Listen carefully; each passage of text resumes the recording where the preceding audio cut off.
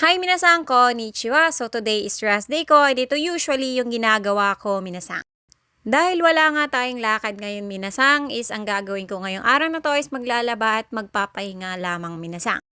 Since tapos na yung summer minasang, nagagamit ko na naman tong Mirano CC facial wash. Kasi nung summer minasang, grabe, hindi talaga umi-effect tong facial wash na to sa akin. Tinitigyawat ako siguro nga dahil sa sobrang init at maalikabok sa labas. Kasi nga minasang, iba yung ginagamit ko na facial wash nung summer. Gustong gusto ko talaga yung mga products sa Japan minasang kasi usually nasa 90% yung effectiveness nung product na yun minasang. Pero hiyangan tayo minasang, iba-iba naman tayo ng skin type. Maaaring pwede mag-effect sa akin and hindi mag-effect sa'yo. So, ito nga pala yung ginagamit ko na toothpaste sa Japan minasang, which is yung lasa niya, hindi siya ganun kaanghang tulad ng toothpaste natin dyan sa Pilipinas na kulang na lang kakain ka ng sili. Charot! So, ganun ka mentol yung yung toothpaste sa Pilipinas minasang, maanghang siya. Ito dito kasi mild lang yung mga, pati deodorant nga nila minasang is mild lang din yung amoy niya. Kayo minasang, ano bang gamit nyo na facial wash at saka toothpaste dito sa Japan? Or bumibili kayo sa Philippine store ng toothpaste at saka facial wash? Pag naglalaba nga pala ako minasang, is ito yung ginagawa ko. Hinihiwalay ko muna yung mga labahin ko bago ako magsimulang maglaba.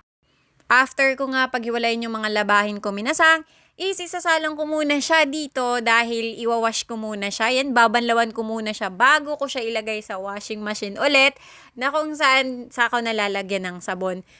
Kasi ito yung nakasanayan ko sa Pilipinas na kung saan babanlawan muna bago isasalang sa washing machine. Kayo minasang, paano ba kayo maglaba dito sa Japan? Rekta nyo na ba siyang nilalagay agad dun sa washing machine? Or pinabanlawan nyo na muna? Kasi nga ganito yung way ko ng paglalaba minasang. Kasi nga guys, dito sa Japan is yung washing machine is may dryer na kaya madali na lang yung pagpapatuyo ng damit. Isasalang mo lang siya, tapos ayun, sasampay mo na. Ganito usually yung washing machine dito sa Japan guys. So after ko banlawan yung aking labahin, so, ilalagay ko na siya dun sa washing machine at maghihintay na lang ako na matapos yung oras ng paglalaba. Ito nga pala yung sabon ko dito sa Japan guys, which is yung powder type at saka yung liquid type. And itong flare na fabriko nila na mabango rin. And itong parang beads na and yan, mabango rin. Ayan, i-on mo siya, malamang, kasi hindi yan gagana pag hindi mo inon. And yan, yung amount ng tubig na ilalagay mo. So, 38 liters yung nilagay ko guys. Kasi nga, medyo marami-rami yung nilabhan ko. After ko nga magsalang sa washing machine minasang, nagtimpla ako ng kape. Kasi ito na yung magsisilbing breakfast ko minasang. So, ayan. Sino ka dyan? Ito nga pala yung pamaris natin sa kape, which is yung quadratini natin na biscuit. At saka yung tinapay natin sa Japan. Syempre, malamang. Gustong gusto ko talaga tong quadratini na to guys. Kayo, mahilig din ba kayo kumain nito guys? Habang nagkakape. Ano ba yung pamares niyo sa kape? Ang saya-saya ko talaga guys pag nagkakape ako nang hindi ako, alam mo yun, naghahabol ng oras, walang trabaho, relax lang. Kasi nai-enjoy ko yung kape ko. Kayo guys, mahilig ba kayo magkape? Kasi ako gustong gusto ko talaga magkape. Kaya sinasabihan na nga ako ng mga kakilala ko, uy, daan-daan lang sa pagkakape, baka tumagos ka na sa pinto. Ayan, may pasayo-sayo pa ako. Kasi ini-enjoy ko nga yung pagkakape kong minasang. Kasi nga rest day ko.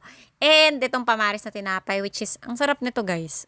Sakto lang yung yung parang cheesecake na, parang cheese bread, ganun. Siguro mahilig sa tinapay yung mga Hapon guys. Kasi usually pag namimili ako, bubungad sa akin yung mga tinapay eh. Sobrang daming klase-klaseng tinapay ang binibenta dito sa Japan. And for example, maglalakad ka sa mall, sa street, ayan, maaamoy mo talaga. Kaya mapapabili ka talaga. Kasi amoy pa lang sobrang sarap na eh. Paano pa kaya pag alam mo yun, natikman mo? At saka ang lambot ng mga tinapay dito guys. Ito nga pala yung kasama ko sa work guys, which is, ayan, gumagawa siya ng report. And ayun, syempre mawawala ba yung skincare routine natin? So, ayan, ito nga pala yung Hatumugi na ginagamit ko pang spray. Nagsasayang. So, bago nga pala ako maglalagay ng moisturizer at saka ng sunscreen, ito yung una kong nilalagay, which is yung rice water na Hatumugi Minasang. After ko nga pala maglagay ng Hatumugi Minasang, is nilalagyan ko siya ng moisturizer, which is yung Merano CC na to. And again, nagagamit ko na siya ulit kasi nga mag-autumn na and mag-winter na. During daytime talaga guys is magandang gamitin si Merano CC Moisturizer kasi very light lang siya and alam mo yung hindi siya sticky once na lumabas ka.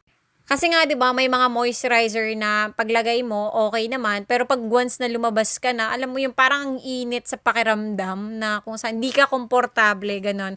So ayan mare-recommend ko tong product na to and very very light lang talaga siya.